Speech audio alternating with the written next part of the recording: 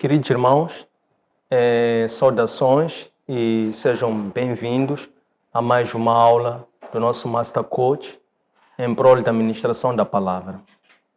Esta série de sessões de ministração da palavra insere-se na rúbrica de coaching espiritual, em que aqui nós pretendemos, por intermédio da palavra de Deus, levar o evangelho pleno ao conhecimento da igreja, como uma forma de partilhar o maná, de partilhar a esperança, de renovar a nossa fé e onde terminar a esperança e a fé possa prevalecer o amor, este que é o principal desses três.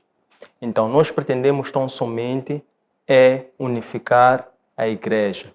Como? Através da partilha de uma mesma palavra, levando a que esta partilha leve ao aperfeiçoamento do nosso conhecimento daquilo que é a sabedoria e o conhecimento de Cristo, que são os verdadeiros tesouros que estão escondidos em Cristo. Cristo agora encontra-se à destra do Pai.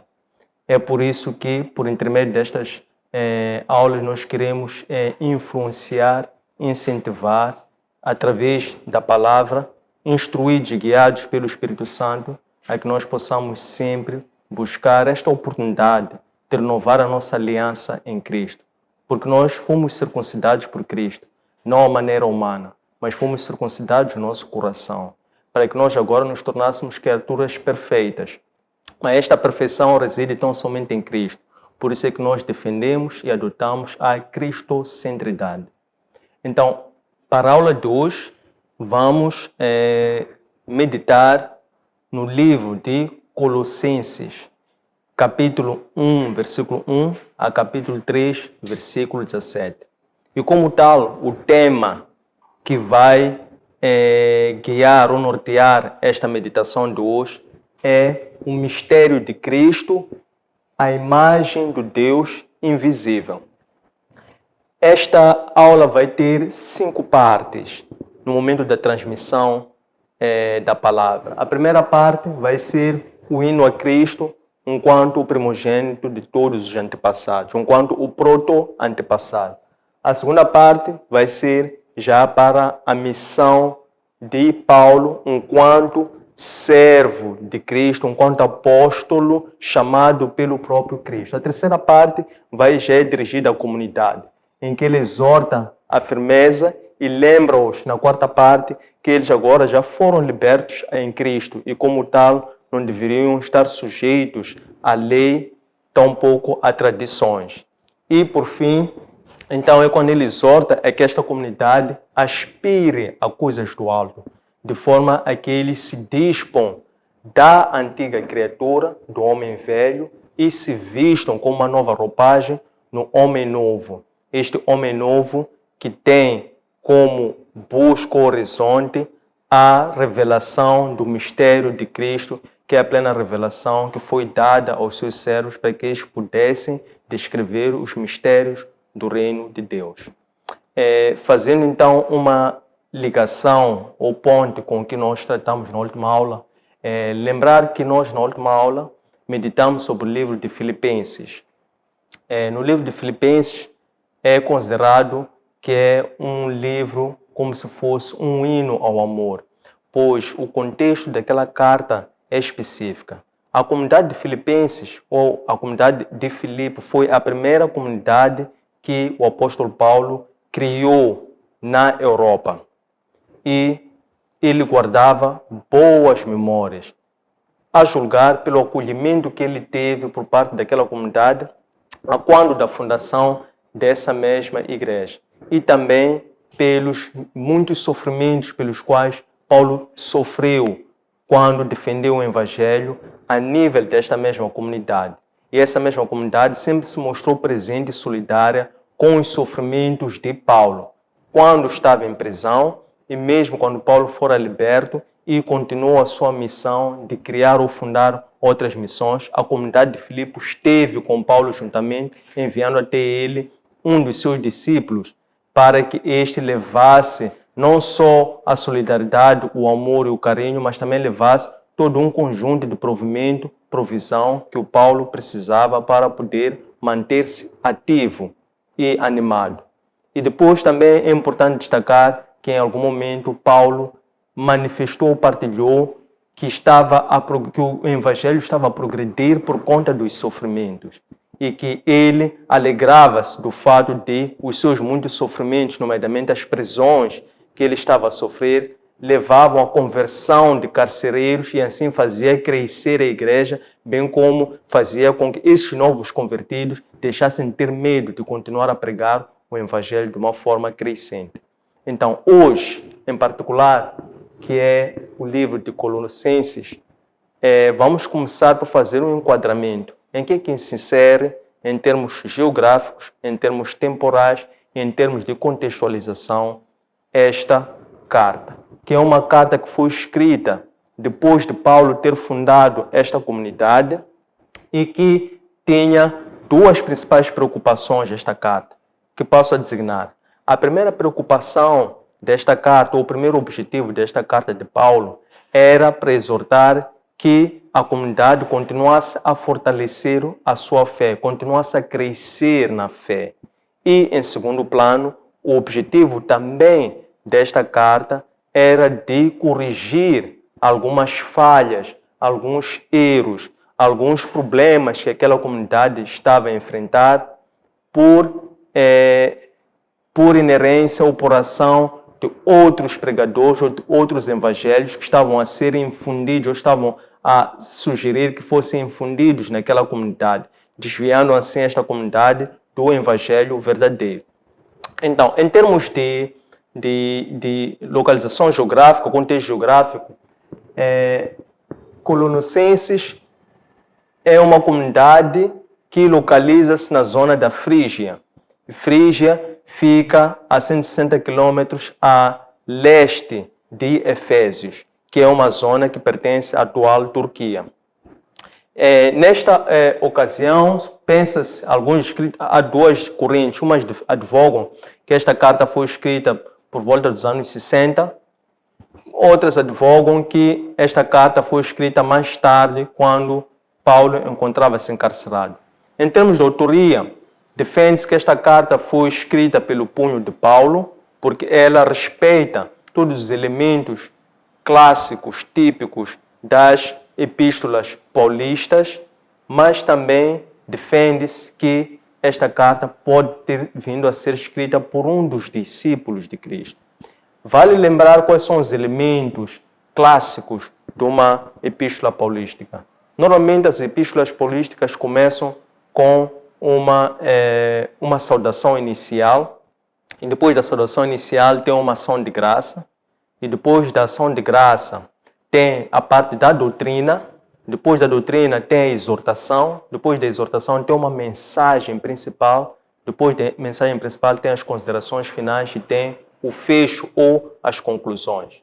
Então, esta carta respeita essa estrutura, por isso é que com maior precisão defende-se que se não foi escrito pelo punho de Paulo, terá sido por intermédio de um dos seus discípulos.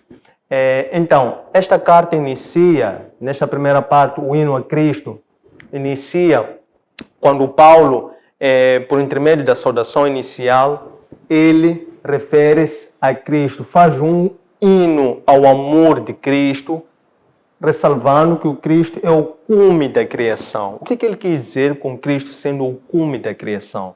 Ele quis com isso dizer que o Cristo é o antepassado de todos os antepassados, isto é, o Cristo é o proto-antepassado. Então, há três principais mensagens que ele transmite aqui a nível do hino a Cristo. A primeira mensagem que ele transmite é que Cristo é a imagem do Deus invisível. A segunda mensagem que ele transmite é que o Cristo, através da cruz, por intermédio da cruz, ele ressuscitou ou regenerou toda a comunidade que estava perdida, ou por assim dizer, que estava morta. E a terceira e último elemento ou mensagem deste hino a Cristo é ressalvar que o Cristo é o antepassado de todos os antepassados, que todas as coisas foram plenamente reveladas na própria pessoa de Cristo. Então, depois deste hino em que fundamentalmente ele defende que quando ele diz que Cristo é o primogênito de todos os antepassados, ele está a defender que Cristo preexistia antes de todos os nossos antepassados que vieram após ele. Porque se por um lado Cristo criou primeiro dois homens, Adão e Eva, fazendo-os a sua imagem e semelhança, pela falha deste ou pela sua desobediência, então, desde então, o Pai, Deus Pai, ativou um plano de resgate desta comunidade caída, da humanidade caída. E que este plano foi inicialmente revelado pelos profetas, depois este plano foi fundamentado pela lei, para que depois fizesse cumprir no próprio Cristo. Em que Cristo, vindo na forma humana, pois ele pariu da Maria, ele revestiu-se do caráter divino, pois ele próprio era Deus Pai em forma humana. É assim que Cristo, tendo cumprido todo o seu ministério terreno, ele entregou-se à morte por intermédio da cruz, como tivemos há bocado a dizer, para que ele pudesse morrer e depois pudesse ser glorificado através de ter sido ressuscitado.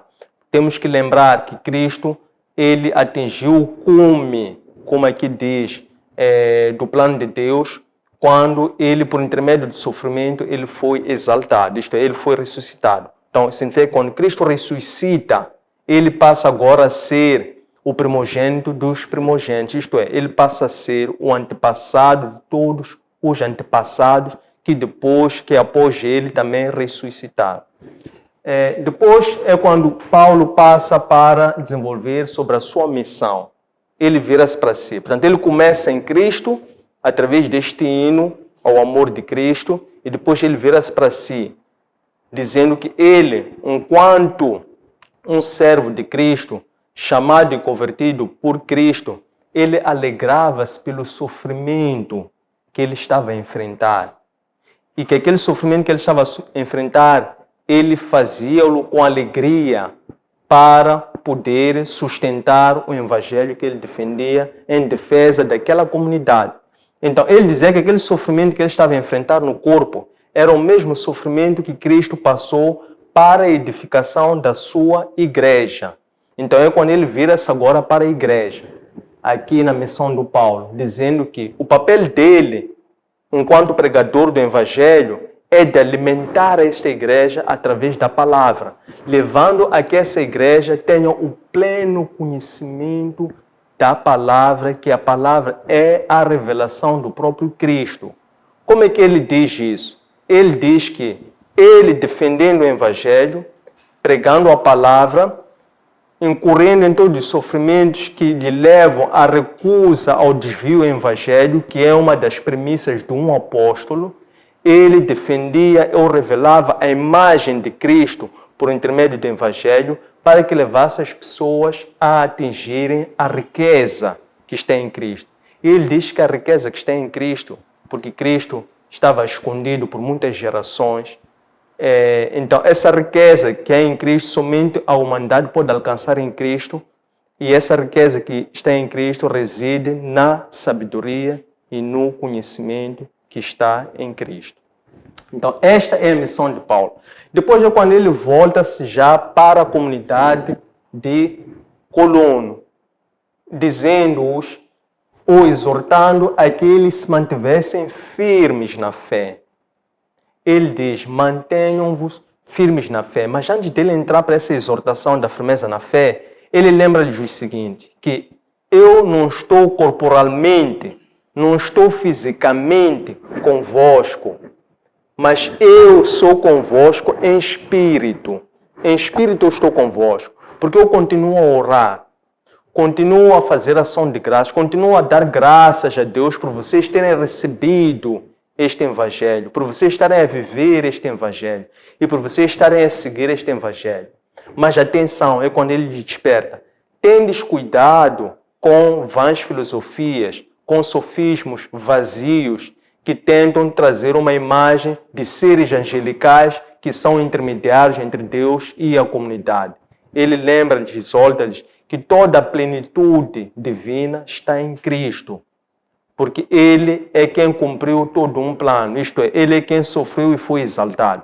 Então, querendo saber sobre Deus, que revelou-se em Cristo, somente em Cristo, porque todas as coisas foram feitas para Cristo e foram feitas por Cristo. Então, ele exorta a que a comunidade mantenha-se firme. Quando ele diz manter-se firme, ele diz, é para seguirem naquele verdadeiro evangelho, enfrentando todas as acusações, enfrentando todas as sugestões de desviarem-se da verdade, suportando todas as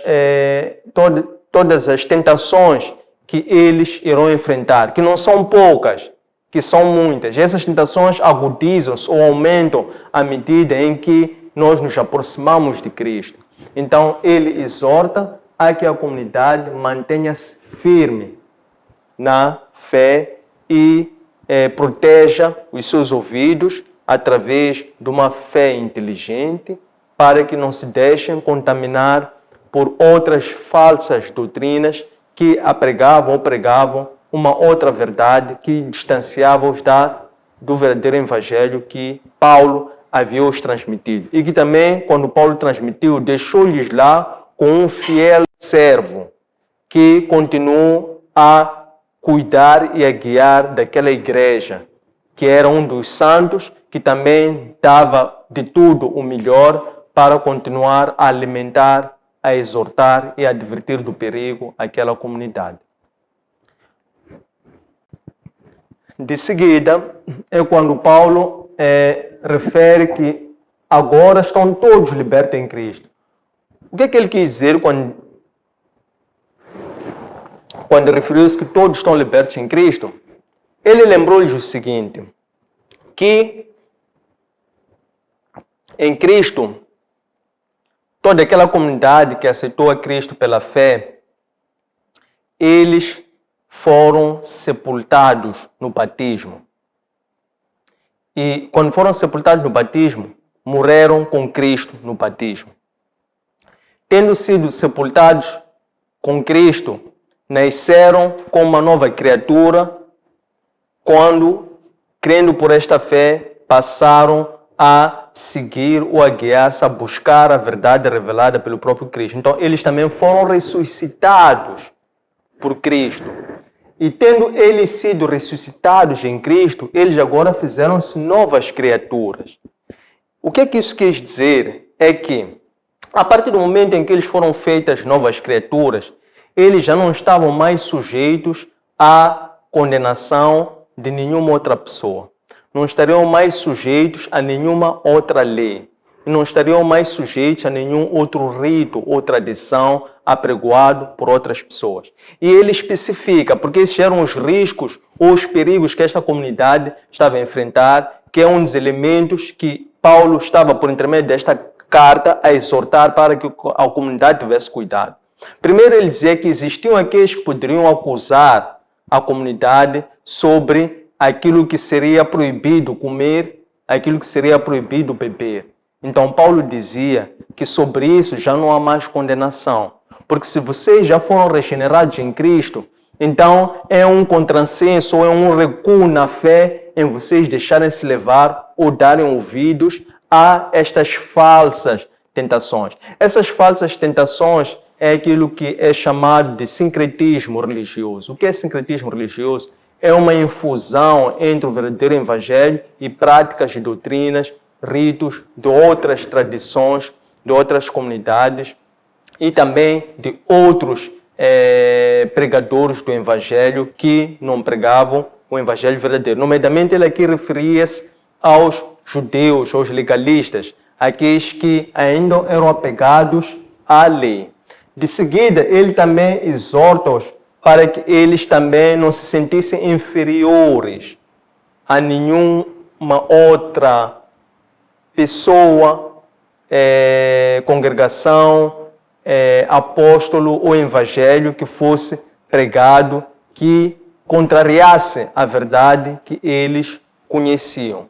Porque eles deveriam então somente saber que uma vez que eles já estavam libertos em Cristo, eles já não deviam nada a ninguém. Eles já não eram mais cativos de nenhuma lei, não eram mais cativos de nenhuma tradição, não eram mais cativos de nenhum evangelho pregado por nenhuma outra pessoa ou doutrina. Por fim, Paulo exorta a comunidade de Colossenses que aspirasse às coisas do alto.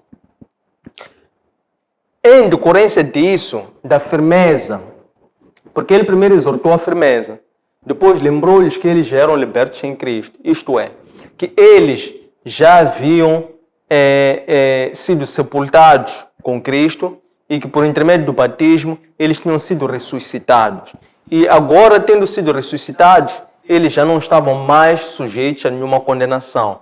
Quer fosse as práticas, quer fosse as leis, quer fosse a prática dos dias, quer seja o dia do sábado, quer seja o dia dos pães ázimos, quer fosse qualquer outro dia de celebração.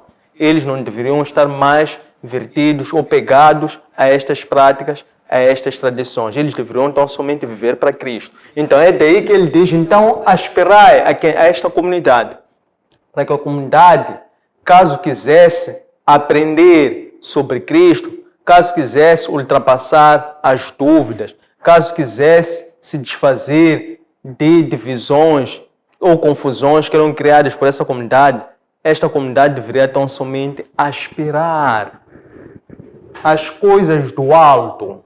O que ele quis dizer com isso, aspirar às coisas do alto? Aspirar é pretender, ansiar, buscar até aquilo que não é sequer revelado, porque as escrituras, ou o texto da palavra, a letra, se nós fizermos uma leitura fundamentalista da lei, nós não vamos encontrar a verdadeira revelação de Cristo.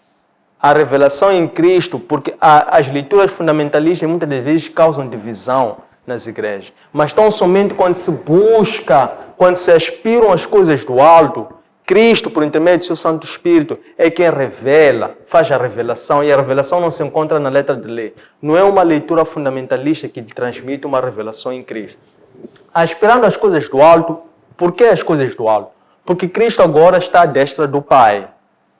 E Ele está na destra do Pai, então nós devemos aspirar em ter este pleno conhecimento em Cristo, porque Cristo adquiriu toda a plenitude divina.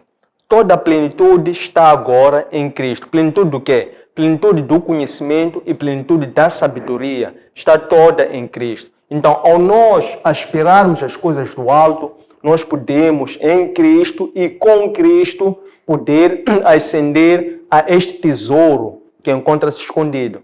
O que isso quer dizer? Quer dizer que a sabedoria e o conhecimento que nos é revelado por intermédio do Espírito Santo, quando nós aspiramos as coisas do alto, são coisas tão escondidas em Cristo que nenhum outro homem pode sequer desvendar ou pode sequer perceber ou percepcionar. São coisas que também nem a nós pertencem, porque pertence a toda uma plenitude que reside em Cristo. Depois ele continua a exortação a esta comunidade, dizendo para que esta comunidade se despisse da velha criatura. O que é despir? É mortificar continuamente a carne, é deixar de lado os velhos hábitos, não é? Maledicências, controvérsias, divisões, em termos de pensamentos, em termos de atitudes, deixar de lado os velhos hábitos. E depois de se despir da velha criatura, vestir nova roupagem. Que nova roupagem é essa? É a roupa de um novo homem. Então, o que é que esse novo homem busca ou anseia? Esse novo homem primeiro busca o amor, porque é o amor que une as pessoas, é o amor que edifica as pessoas. Este novo ser veste-se de paz. Que paz é essa? É a paz que está em Cristo. E esta nova comunidade, também aspirando as coisas do alto, está tão somente voltada a poder glorificar continuamente em Cristo. Como? Dando graças em tudo que nós formos a fazer e formos a executar. E para além de dar graças por intermédio da ação de graças, também devemos continuar a prestar a nossa atenção a todos os sinais que Cristo manifesta na sua igreja. Por intermédio da palavra, por intermédio dos ministros, por intermédio da exortação e também por intermédio do cuidado dos mais desfavorecidos, para os acolher e colocá-los no centro, porque o verdadeiro cristão é aquele que faz igual e até inferior ao próximo, porque nós, enquanto cristãos, somos servos, isto é, somos inferiores ao nosso próximo. Chegado a este ponto, é aberta a sessão para interação. Pretendemos, assim, colher questões, comentários, dúvidas, sugestões, para, na fase seguinte, podermos aprofundar esta nossa reflexão. Muito obrigado. Boa noite, irmãos. Boa noite. Eu tenho umas 3 questões. A primeira é: o Paulo tinha os seus seguidores e tinha outros discípulos que não andavam com Paulo. Então, como se encaixa as cartas do Paulo na Bíblia? Esta é a primeira questão.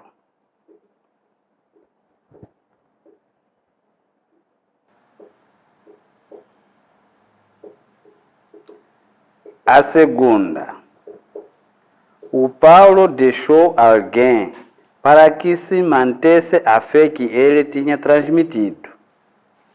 Tinha medo de outros mensageiros? Se deixou alguém.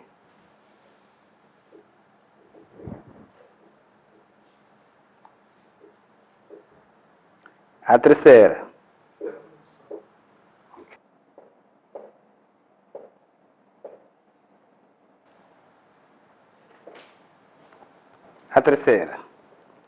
será que o Evangelho do Paulo vem para unir a todos, mesmo os que tinham outro ensinamento dos outros pregadores?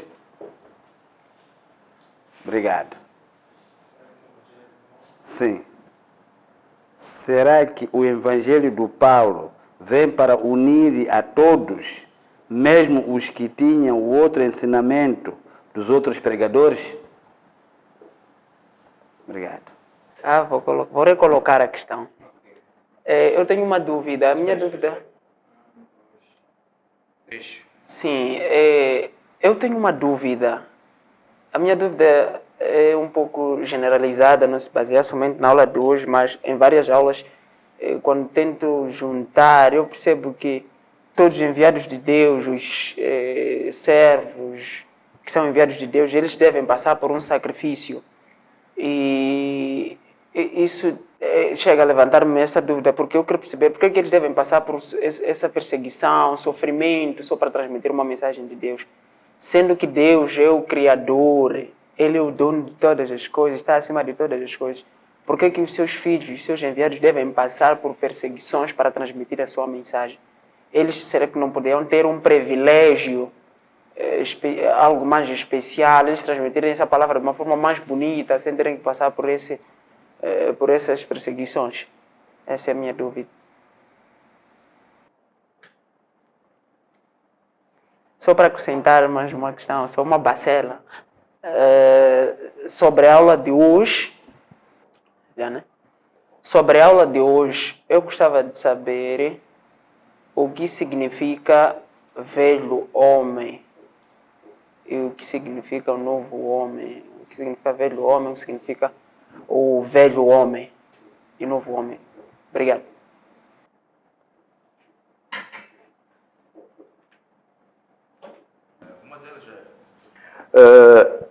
Como as comunidades podem chegar ao tesouro em Cristo?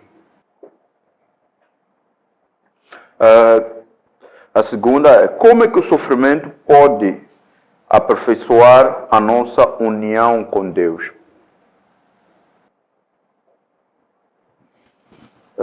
Depois de termos a comunhão com Cristo, ou depois da nova lei,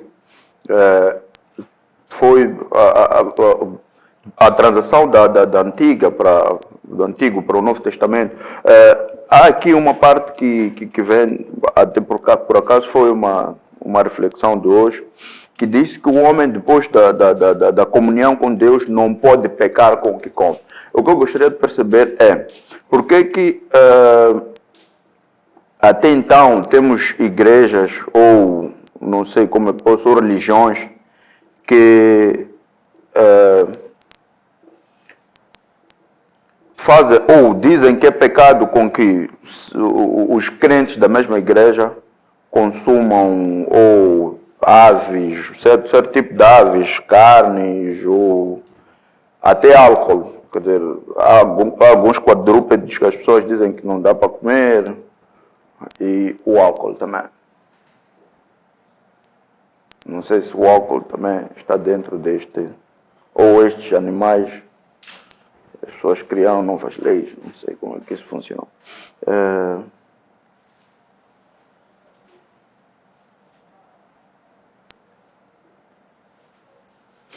Eu gostaria de perceber também o não estar sujeito a leis que se refere, que se referiu hoje na reflexão. As leis que são governamentais, do Velho Testamento ou dos doutores da lei, antigamente.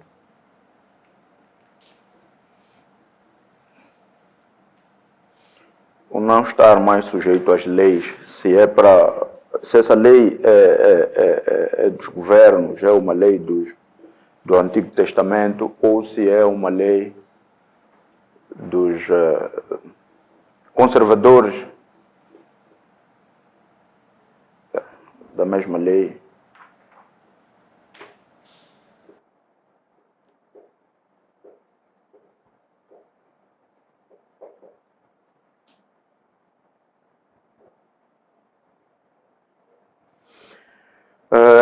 Também gostaria de perceber quais são as condições para uma nova criatura ou uma nova roupagem.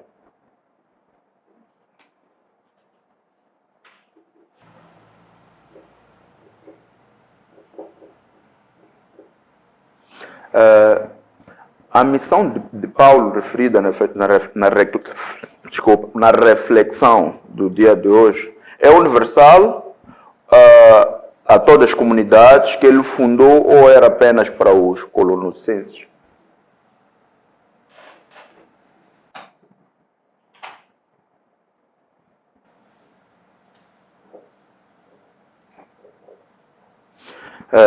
O que é e como aspirar coisas do alto?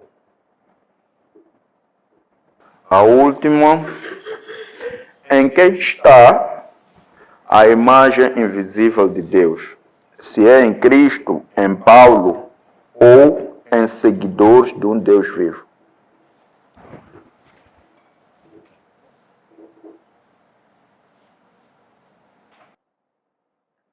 Boa noite a todos. Obrigada pela aula de hoje, que me remeteu ao livro de Gênesis no início de tudo, né? Quando o coach esteve a explicar sobre a imagem do Deus invisível. Eu tenho algumas questões. A primeira questão está relacionada ao início de tudo. Bom, a palavra diz que no princípio era o Verbo.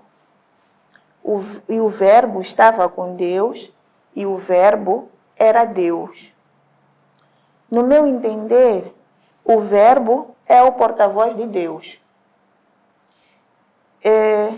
Será que o Verbo pode ser o próprio e o único Criador?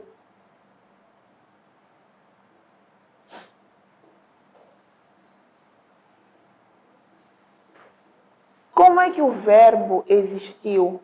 Ele se autocriou?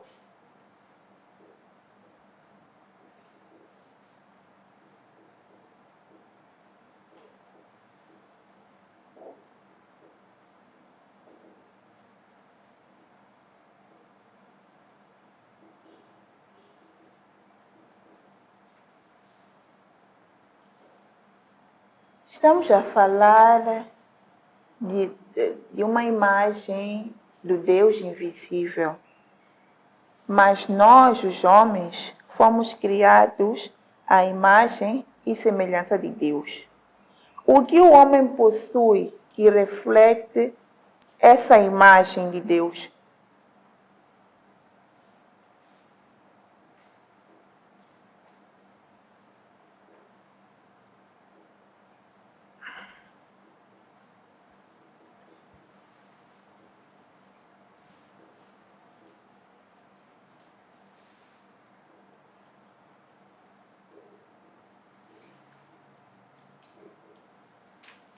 A última pergunta, bem,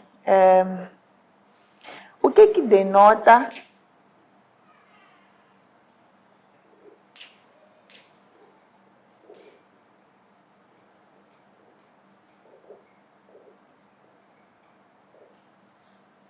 aliás, o que significa Jesus ser a representação exata do próprio ser Deus?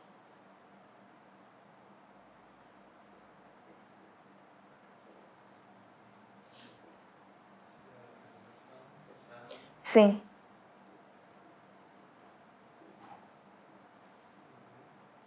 Do próprio ser Deus ou de Deus.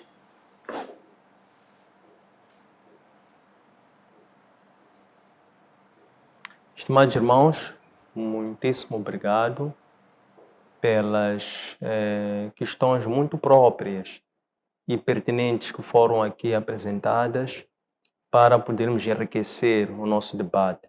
O objetivo último destas sessões é provocar para que nós possamos ativar o espírito um do outro e assim possamos efetivamente edificar-nos um ao outro. Então, vou passar a reagir às questões na ordem cronológica pelas quais elas foram colocadas. A primeira delas é: como se encaixam as cartas de Paulo nas Escrituras Sagradas? As cartas de Paulo, também designadas epístolas de Paulo, elas organizam-se ou sequenciam-se em ordem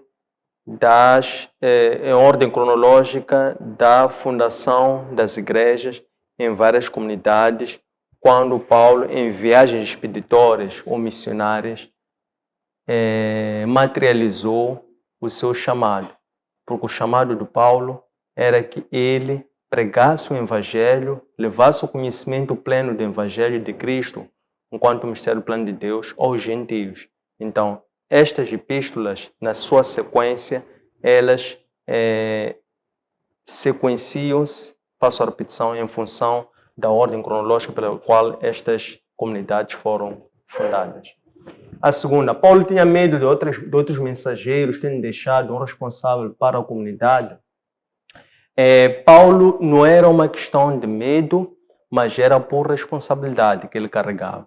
Ele, enquanto o apóstolo e o fundador dessas mesmas comunidades, ele carregava, onde quer que fosse, a responsabilidade de, ainda à distância, velar por essas mesmas comunidades. É por isso que ele disse: embora eu não esteja presente fisicamente, mas eu sou convosco em espírito. Então, ele aceitava e carregava a responsabilidade de, ainda que fosse não em físico, mas em espírito, para que ele ainda velasse por essa comunidade, por intermédio das cartas, que são as epístolas, que eram as mensagens que ele transmitia, do mesmo modo que ele recebia, porque as inquietações chegavam até ele por intermédio de mensageiros. Então ele também fazia voltar o seu posicionamento, a sua teologia, a sua doutrina, estas que são chamadas as epístolas, que têm todos aqueles elementos, desde a saudação, a ação de graça, a parte da doutrina, da mensagem, da exortação e das conclusões.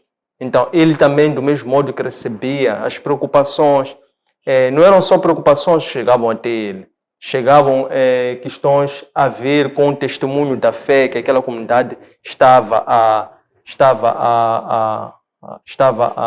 enveredar. Chegavam mensagens sobre preocupações que tinham que ver com perigos que a comunidade corria para se desviar do verdadeiro Evangelho. E chegavam também preocupações que tinham somente a ver com o recrudescimento e a manutenção desta comunicação por via das saudações, as saudades que existiam decorrente das afinidades ou decorrente das relações que foram sendo construídas de Paulo para com essas comunidades. Nós vimos que o grau de relação e o grau de intimidade que Paulo tinha com estas comunidades tinha duas dimensões. Tinha uma dimensão espiritual que era igual qualquer que fosse a comunidade. E até aumentava esta responsabilidade em função das preocupações que chegavam até ele, porque ele carregava essa responsabilidade. Mas também tinha uma outra dimensão, esta intimidade que ele tinha. Tinha que ver com aquilo que eram as experiências decorrentes dessas relações que ele teve com a comunidade pela qual ele viveu. Então, a intensidade e a profundidade das cartas e a forma como as mensagens que essas cartas continham revelava explicitamente estas duas dimensões de intimidade a nível espiritual e também intimidade a nível de experiências que Paulo viveu com essas mesmas comunidades no que concerne a viver a fé, a pregar o evangelho. Porque se por um lado havia ativação dos pontos da fé, Paulo funda as igrejas, instrui-os no caminho da verdade, deixa ficar uma doutrina, confia pessoas para cuidarem, velarem dessas mesmas comunidades, mas então essas comunidades, o trabalho que faziam era o mesmo trabalho que Paulo fazia, porque todos operavam, todos serviam ao mesmo Senhor e também eram operados pelo mesmo Espírito. Então havia esta relação, por assim dizer, era uma relação de intimidade, era uma relação de reciprocidade, era uma relação também de continuidade, de fortalecimento da fé, por enquanto dois pontos de fé e de oração e de intercessão, se uma puxasse, se uma crescia, a outra também crescia. Portanto, os membros servindo ao mesmo corpo, que é o corpo, que é a igreja espiritual, que é a igreja universal, então as responsabilidades são as mesmas. Será que o evangelho de Paulo... Terceira questão, será que o evangelho de Paulo veio para unir a todos, mesmo os que tenham os outros ensinamentos? Quem veio para unificar judeus, gentios, senhores, escravos, homens e mulheres foi Cristo. Cristo veio para unificar.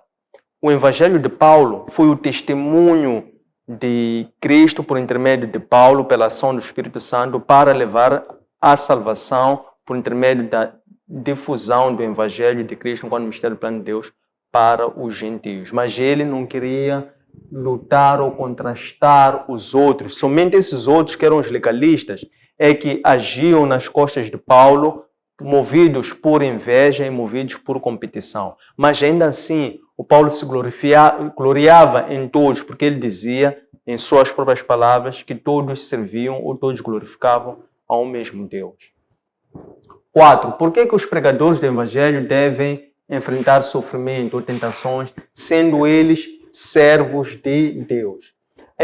Temos que perceber que o pregador, ele para ser um testemunho, porque Cristo, quando ele chamou os seus discípulos e depois desconfiou missões, isto é, fez dos seus apóstolos, ele disse-lhes que eles deveriam conviver com ele. Para quê? Eles deveriam conviver com Cristo para poderem ser testemunhos da verdade. E depois deles serem testemunhos da verdade, aquela verdade que eles viram em Cristo, então eles poderiam ser capacitados ou empoderados para pregar o evangelho, para expulsar demônios e para curar pessoas ou libertar pessoas. Neste trabalho evangélico, neste trabalho apostólico, nesta missão, o próprio pregador, ele deve sofrer e enfrentar esses sofrimentos. O próprio mestre advertia-lhes que bem-aventurados os que sofrerem perseguições por conta do evangelho. A estes será destinado o reino dos céus. O que ele quis com isso dizer? Para que o pregador possa transmitir com eloquência e com propriedade os mistérios de Deus, porque aqui nós vimos que o mistério de Deus foi revelado ou foi levado à plenitude por intermédio do sofrimento e da exaltação. Então, para o próprio pregador poder transmitir com propriedade, com eloquência e ser testemunho dessa verdade, ele também deve passar ou sofrer na pele, no corpo, por assim dizer, esse mesmo sofrimento, para ele poder saber do que ele está a transmitir. Por um lado. Por outro lado, também é que o Evangelho tem duas componentes. Tem uma componente que é doutrinária, que é teórica, que é fundada naquilo que nós lemos, aprendemos sobre Cristo, e também ela tem uma componente prática, que é na base dos frutos que o próprio pregador constrói em ordem, aceitando e enfrentando vários sofrimentos. Que sofrimentos são esses? Quando se refere aos sofrimentos, o primeiro sofrimento que temos que ter em mente é a mortificação contínua das nossas vontades. É a renúncia. A renúncia é um sofrimento real. A santificação é um sofrimento real que o pregador vive todos os dias. Por isso é que uma das vertentes ou dimensões que defende o apostolado é o apóstolo, ele por si, se desviar das várias tentações que ele agora que podem fazer com que ele se desvie do verdadeiro evangelho. E isso por si é um sofrimento. Então, quando se refere a sofrimento, está-se a falar a partir do sofrimento pessoal que o próprio apóstolo enfrenta na sua própria vida, na forma como ele lida com as várias tentações, provações que a sua própria carne lhe remete.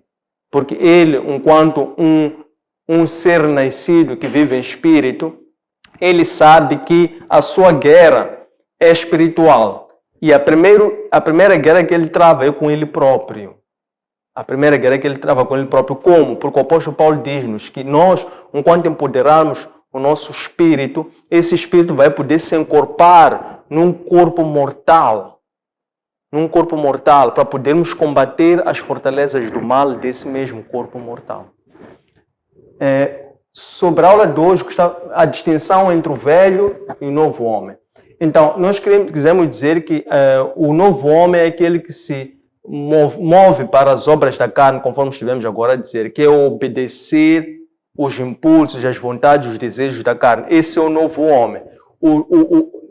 Esse é o velho homem, a velha criatura. O novo homem é aquele que, vivendo em espírito e para espírito, em contínua renúncia das suas próprias vontades, mortificando continuamente a sua carne, que é carregando a sua cruz, que é aceitar esse sofrimento e com alegria. Então, este é movido para frutos do Espírito. Então, o novo homem é movido para frutos do Espírito, frutos da justiça, e o velho homem é movido por frutos da carne. Como é que as comunidades podem chegar ao tesouro em Cristo? No caso do apóstolo Paulo, ele defendia que essas comunidades podem chegar ou ascender ao tesouro em Cristo ao eles manterem-se firmes naquela causa que é o evangelho verdadeiro, que somente é vivido por intermédio da fé. E por outro lado também, ao eles alimentarem continuamente essa esperança, porque o evangelho é uma esperança. Então, viver firme na fé é alimentar uma esperança. Uma esperança em quê? Em produzir frutos dignos e frutos justos que vão nos justificar no dia do regresso de Cristo. Então, a comunidade, o cristão, é alguém que vive para o futuro, não vive para o presente. E esse futuro aponta ou é revelado em Cristo. Então, ele vive para glorificar a Cristo. Como é que o sofrimento pode aperfeiçoar a nossa união em Deus? O sofrimento aperfeiçoa-nos porque quando nós assumimos o sofrimento, nós estamos a participar do sofrimento em Cristo. Estamos a sofrer com Cristo. Então, quando nós sofremos com Cristo, Ele é que nos revela ou desvenda os mistérios do sofrimento. E nós aprendemos, olhando para Cristo, como enfrentar esses sofrimentos. E isso é que conduz ao aperfeiçoamento e ao crescimento contínuo espiritual que esta comunidade, que o cristão passa. Por que até então temos religiões que dizem ser pecado comer algum tipo de alimento? Esse tipo de religiões são aquelas que vivem, como nós tivemos a designar, o sincretismo religioso, que é viver um evangelho associado a ritos, a práticas, a tradições voltadas a obras humanas, ao conhecimento humano. Isto é, nenhum evangelho, nenhuma religião está imune de se associar ou de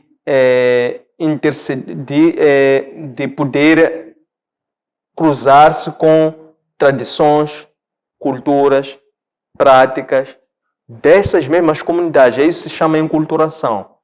O ponto é que é importante fazer uma leitura não fundamentalista da palavra, mas fazermos uma leitura que busca uma revelação em espírito, para que nós possamos, ainda que estejamos no meio de outras pessoas, de outras culturas, de outras convivências, de outros ritos, podermos ter um discernimento e um entendimento sobre o que é que podemos fazer, o que é que não podemos fazer. Na verdade, em Cristo nós sabemos que todas as coisas são lícitas, que isto é, nada é ilícito.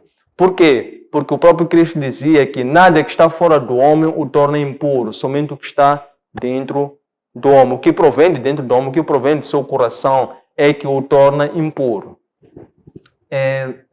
9. As leis que se referiam para que não se sujeitasse esse novo homem são as leis dos governos, são as leis do Antigo Testamento ou são as leis dos doutores da lei, ou chamados legalistas. As leis que se referem são as leis do Antigo Testamento que os judeus legalistas continuavam ainda apegados a essas mesmas leis porque eles ainda não estavam a aceitar plenamente Cristo. Isto é, embora eles já fossem povo de Deus, eles já haviam recebido a promessa por intermédio da circuncisão e da lei, mas desde então a circuncisão e a lei já não era o peso ou já não era uma medida suficiente necessária para os gentios. É por isso que Paulo em algum momento admoestou a Pedro quando disse: por que tu, sendo judeu, vives como gentio e queres que os gentios se sujeitem às leis ou às tradições judaicas?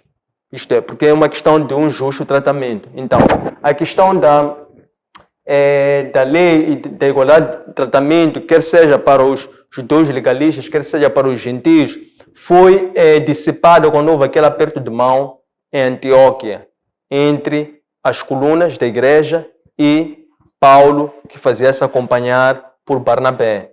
Então, naquele mesmo instante, eles fizeram um pacto de cooperação em que aceitaram mutuamente os dois ministérios, como eles conduzindo ao mesmo fim. A única recomendação que veio por parte das colunas para eles era que somente eles tivessem cuidado com os pobres. Quais são as condições para uma nova roupagem? Nós já havíamos feito menção que é produzir frutos dignos de justiça. E esses frutos dignos de justiça têm a ver com o que é que salva ou o que é que justifica o homem. Então diz que as obras da lei não justificam o homem. O homem é justificado pelas obras da fé.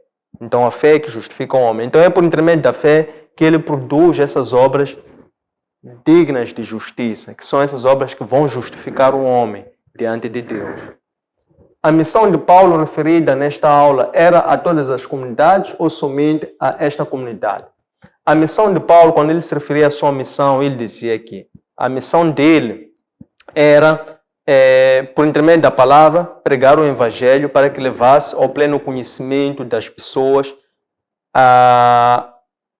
o Cristo, que era um mistério de Deus e que passou a ser a imagem do Deus vivo. Então ele dizia que a sua missão era essa. E é uma forma específica, própria, de revelar a mesma missão da forma como ele revelava de outras formas. E isso não alterou em nada desde a forma que ele recebeu essa missão, que era pregar o evangelho aos gentios. Ele aqui tão somente disse que é levar ao conhecimento a revelação de Deus contida nas Escrituras, para que as pessoas conhecessem Deus que ficou escondido por muitas gerações e que veio a ser revelado facialmente em termos de imagem real por intermédio de Cristo. Então, esta missão é para todas as comunidades. não era só para a comunidade de Colônia. O que é e como aspirar a coisas do alto? Para aspirar as coisas do alto, temos que obedecer ao mestre das orações. O mestre da oração, que é Cristo, ele advogou e exortou aos discípulos para que eles estivessem sempre a fazer o quê? A orar e a vigiar. Então, quando nós oramos e vigiamos, nós estamos a empoderar ou exaltar o nosso espírito. Quando nós exaltamos ou empoderamos o nosso espírito, isto é, o Espírito de Deus que reside em nós, por intermédio desta mortificação da nossa carne contínua, então aí, a partir desse momento, nós podemos participar e podemos também ser testemunhos do mistério do reino de Deus. Como? Quando nós aspiramos as coisas do alto. A pergunta é, como é que se aspira as coisas do alto? É ter uma mente em Cristo. Então, quando nós fazemos a oração e vigiamos, empoderamos o nosso espírito de tal força que mesmo que nós não estejamos de joelhos dobrados, em oração efetiva, parados a orar, em todo lado onde nós estivermos, vamos estar sempre em espírito de oração. O espírito de oração é intemporal e não para. 24 sobre 24 horas o cristão está em espírito de oração. A oração pontual a pessoa pode fazer em momentos separados, mas estar em espírito de oração, uma pessoa que vive constantemente a orar e a vigiar, aprende a estar em espírito de oração, aprende continuamente a falar com Deus. Onde? No coração, na mente. São os pensamentos ao alto, é olhar para o alto, porque é de lá que vem o nosso sustento.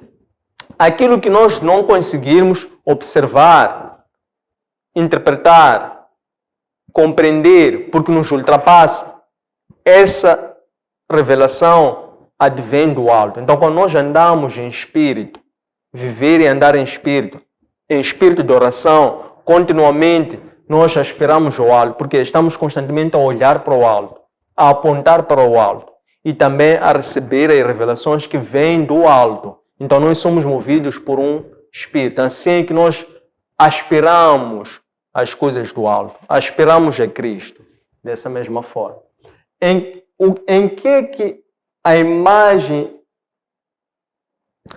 quem está a imagem invisível de Deus? Em Cristo, em Paulo ou num seguidor de Deus vivo?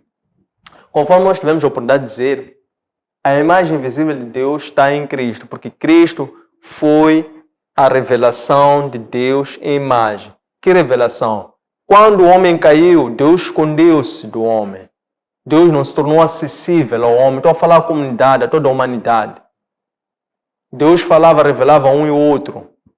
E esses transmitiam os recados ao povo, para que o povo se unificasse. Cristo veio para unificar este povo. Então, como? Ele, quando veio como o príncipe da paz, ele veio para quebrar aquele muro que separava esses dois povos. Ele veio para reconciliar Deus e a humanidade. Então, ele é que foi a imagem de Deus enquanto homem, na forma humana, para que nós pudéssemos crer naquilo que vimos. E nos dias de hoje, essa mensagem chega por intermédio daqueles que testemunharam isso. E nós, pela fé, também passamos a participar.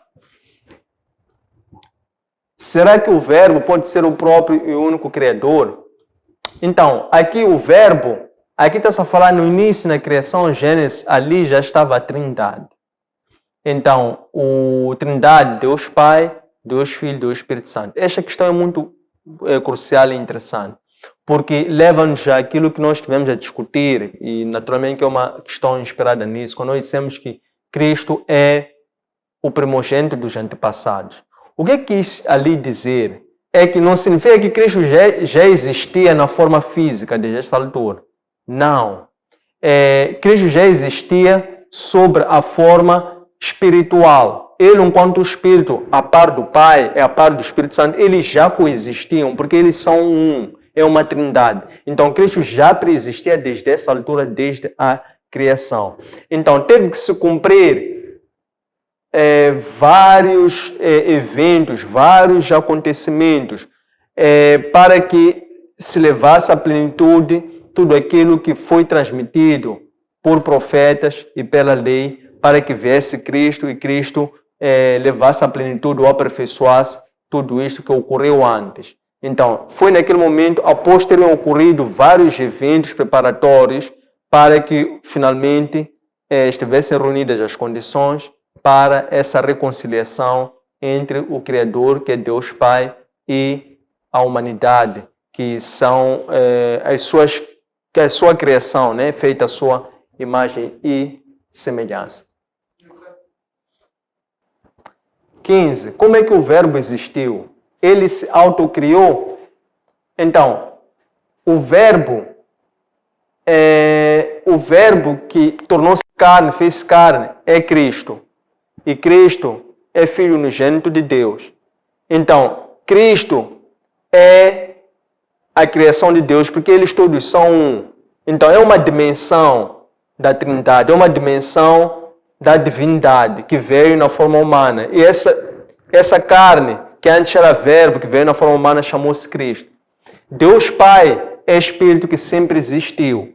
E a dimensão Espírito Santo é a dimensão que veio após Cristo como uma promessa que Deus havia revelado aos discípulos, que eles não haveriam de ficar reféns. Isto é, desde que Deus criou o homem até Cristo, por causa da desobediência de Adão e Eva, o homem ficou privado, ficou desvinculado de Deus, e aquilo chamou-se de queda.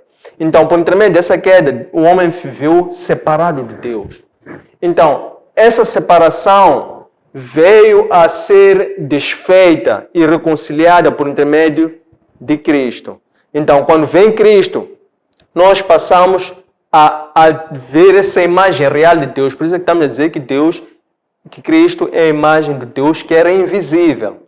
Então, vem Cristo, cumpriu a sua missão terrena e prometeu aos discípulos que quando ele fosse, convinha que ele fosse, eles não haveriam de ficar refém, haveria de ficar o principal, que esse haveria de desguiar por toda a verdade, por ele revelada. Então, essa dimensão é desde então o Espírito Santo. É o Espírito Santo que capitaneia as nossas relações com Deus até os dias de hoje e até o regresso de Cristo. O que o homem possui que reflete a imagem e semelhança de Deus? O que o homem possui que reflete a imagem e semelhança de Deus é a sua capacidade criadora. Por quê? Porque Deus é o Criador.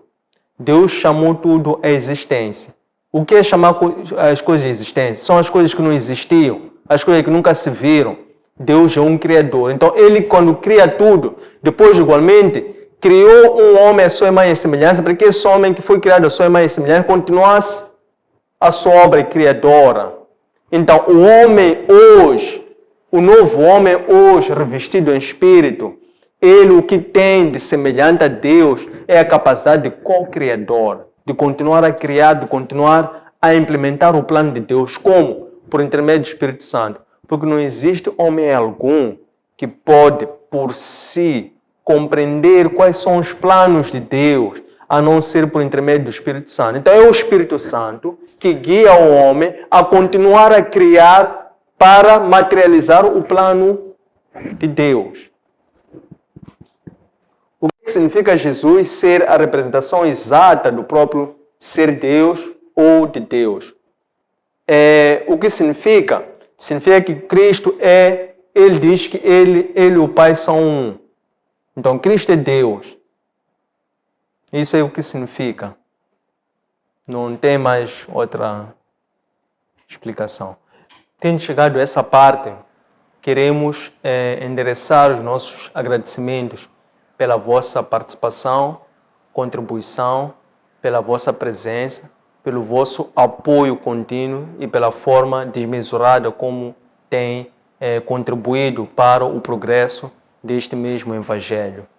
Estas lições encontram disponíveis na nossa plataforma Facebook, Antônio Centras Oficial, no nosso canal YouTube, Antônio Centras LDA, no nosso aplicativo Elo App. Um abraço de luz e até breve.